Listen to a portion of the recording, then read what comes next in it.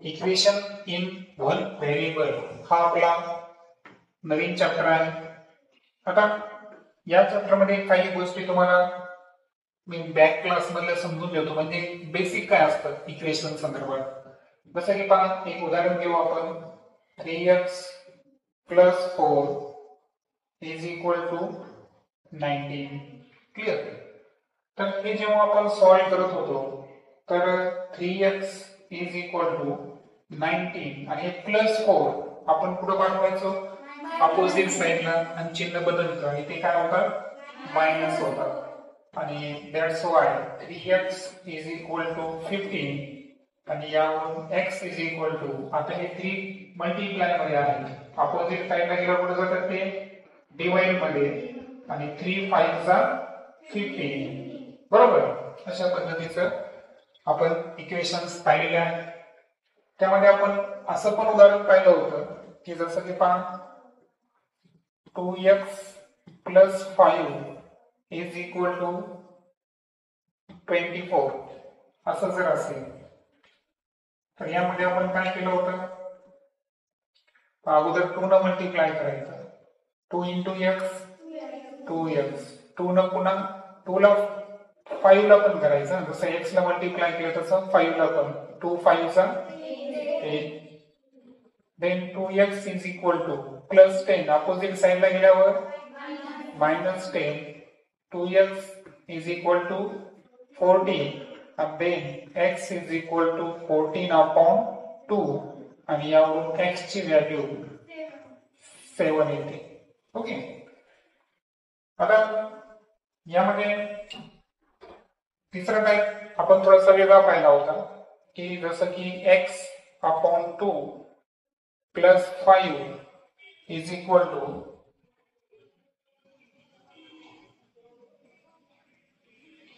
11। Okay, तर हे गणित सॉल्व करत असताना कसं सॉल्व केलं होतं आपण,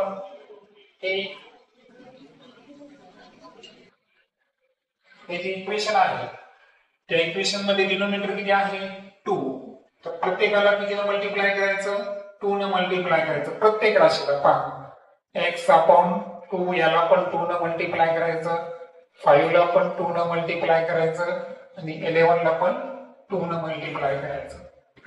2 to get cancel, x + 5 to the 10, 11 to the 22, so x = 22 minus 10 and then x = 12। त्यानंतर काही उदाहरणं आपण मायनस संदर्भात घेतली होती पहा, जसं की 5x - 13 = 7। ओके, यामध्ये कसं होतं, जे मायनस आहे हे अपोजिट साइडला गेल्यावर काय होतं प्लस, therefore 5 = 7 - 13 अपोजिट साइडला गेल्यावर काय झाले +13, 5x = 13 आणि 7 हे झाले 20 आणि therefore x = 20/5 and that is why answer is the 4। आणि एक इंट्रोडक्शन मध्ये आणखीन एक सिंपल गणित घेऊ आपण। तर सिंपल गणित कसं आहे, 5x + 2 = 6x - 3।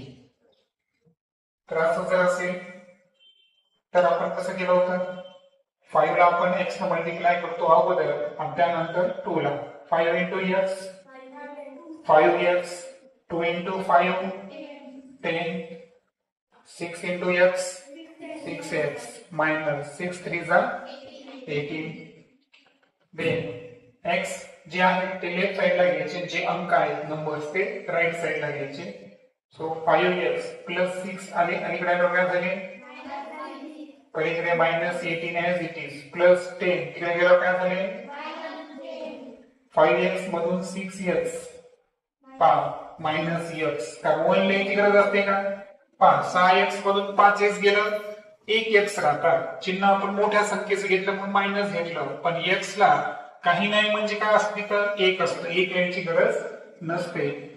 सो किती येईल हे -28, कारण मायनस मायनस ची ऍडिशन मायनसच असते. दोन्ही साइडला जर मायनस आलं तर ते चिन्ह काय करायचं, कॅन्सल करायचं. आणि that's why x is equal to किती आन्सर निघतं 28. तर हे आपण बेसिक पाहिले आहेत. थोडेसे टफ लेवलचे प्रॉब्लेम्स आता आपण वन व्हेरिएबल मध्ये डिस्कस करू. आता फर्स्ट जे गणित आहे त्यामध्ये पहा 2 इन ब्रॅकेट x मायनस 3 आहे आणि 3 आपण 5 इन ब्रॅकेट x प्लस 5 आहे. तुमच्याकडे दोन ऑप्शन आहेत. अगोदर तुम्ही दोन्ही इक्वेशनच्या दोन्ही साइडला 5 ने मल्टिप्लाय करा किंवा अगोदर ब्रॅकेट सॉल्व करा. पण सोपं कोणतं जाईल, ब्रॅकेट सॉल्व करणं. सोपं आहे का ब्रॅकेट सॉल्व करणं?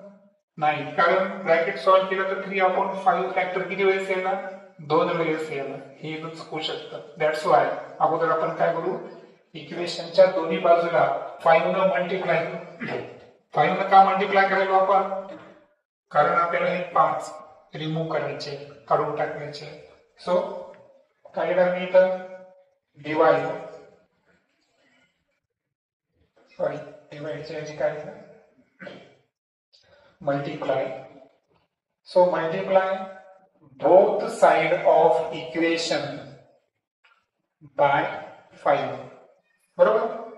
मग सांगा 2 into x minus 3 या पूर्ण इक्वेशनला आपल्याला कशाने मल्टिप्लाय करायचं आहे, 5 ने, इज इक्वल टू या इक्वेशनला पण. So 5 into 3 upon 5 in bracket x plus 4. आता 5 to the 10 in bracket x minus 3 as it is 5 get cancel, कारण अंश आणि छेदामध्ये आहे. सो रिमेनिंग काय राहील 3 in bracket x plus 4. आता 10 ने आपण काय करणार, x ला 10x minus 10 3 जा 3 into x plus 4 3 जा 12. आता x एका साइडला घ्यायचे आहे, प्लस 3x इकडे आल्यावर काय झाले plus 12 as it is minus 30 is equal to च्या अपोजिट साइडला गेल्यावर काय होईल प्लस 30. सो किती येईल 7x is equal to 42. x is equal to 42 upon 7 and 7 6 that is the answer. Second जे त्यामध्ये जर पाहिलं आपण तिथं दोन डिनोमिनेटर आहेत, 7 पण आहे आणि 3 पण आहे. मग आता एक छेद असेल तर आपण अपूर्णांकाला एकाने गुणत होतो, बरोबर आहे का. पण आता इथं छेद किती आले 2, म्हणून 7 आणि 3 चा इथं तुम्हाला लसावी काढायचा आहे. तर दोघांमध्ये काही कॉमन फॅक्टर आहे का, नाही. सो 7 3 जा 21. मग आपल्याला इक्वेशनला मी 7 ने पण मल्टिप्लाय करतो का, नाही. 3 ने पण करायलो का, कारण आपल्याकडे डिनोमिनेटर किती आहे सध्या 2 डिनोमिनेटर असल्यामुळे मी सध्या काय करायलो की इक्वेशनच्या दोन्ही साइडला मला कशाने मल्टिप्लाय करायचं आहे 21. हे काय लक्षात, 7 पण नाही आणि 3 पण नाही, दोघांचा लसावी 21 येतो. So multiply both sides of equation by 21 power y upon 7 into 21 y minus 4 वाटल्यास ब्रॅकेट घ्या 3 into 21 is equal to 2 into 21. 7 1 जा 7 3 जा 3 1 जा 3 7 जा y into 3 3y बरोबर. त्यानंतर प्लस आता इथं कोण आहे 7, वाटल्यास एक स्टेप बरोबर आपण 7 इन ब्रॅकेट y minus 4 21 2 जा 42 3y plus 7 into y 7 minus 7 4 जा is equal to आता 7 आणि 3 यांचं ऍडिशन करा 10y minus 28 अपोजिट साइडला गेल्यावर 28. So 10y is equal to किती 70. Therefore y is equal to 70 upon 10. Kind answer 10 sevens are 70. Then after next नंतर जर आलो आपण तर हे सुद्धा टिपिकल आहे. पण त्याच्यात वेगळं काय बरं की यामध्ये प्लस 8 जे आहे ते एक्स्ट्रा ऍड झालेले बरोबर आहे का. मग आता हे कसं करायचं तर पहा 3 into 1 3 is 10 into 1 10 4 plus 8. इथे एक स्टेप वाढवायची पहा left side as it is ठेवायचं हे 10 1 काय 24 ओके सॉरी -40 आणि +8 तर यांची ऍडिशन होऊ शकत नाही कारण एक मायनस आणि एक प्लस आहे त्यामुळे मोठ्या किमतीतून लहान किंमत मायनस करायची. सो 40 - 8 किती येईल 32. चिन्ह कोणता घेतलं आपण मायनस कारण 40 चं चिन्ह मायनस होतं. सो आता 3y +10 निघाल्यावर 10y आणि +24 अपोजिट साइडला गेल्यावर किती येतील 7y किती -56 मायनस दोन्ही ठिकाणी आले तर काय करायचे cancel 7y is equal to 56 upon 7 8s are that is the next. चौथा गणित जर पाहिलं आपण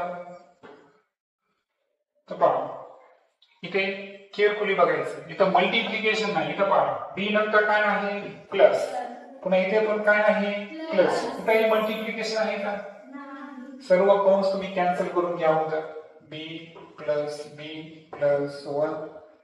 b plus 2 divided by 4 is equal to 21 कारण त्यामध्ये कंसाचा कोणताच रोल नाहीये. मग आता b मोजा 1 2 3 किती झालं 3b 3 2 plus 1 is equal to 3 आणि 4 डिवाइड मध्ये आहेत ना त्याला डायरेक्ट मल्टिप्लाय मध्ये पाठवा 21 4 जा 84 3b is equal to 84 plus 3 3b is equal to b is equal to 3 सांगा 3 2 जा 6 2 21 3 7 जा 20 किती झालं 27 क्लिअर. फायनली शेवटचं गणित घेऊ नाही का ठीक ओके सर्व गणित संपलेले आहेत. तर अशा पद्धतीनं हे जे व्हेरिएबल्स आहेत तर इक्वेशन इन वन व्हेरिएबल हे आपण फक्त कसं पाहिलं बरं अंका संदर्भात पाहिलं. नेक्स्ट लेक्चर मध्ये आपण वर्ड इक्वेशन म्हणजे जे शाब्दिक उदाहरण आहेत त्या संदर्भात पूर्ण चॅप्टर समजू. ओके.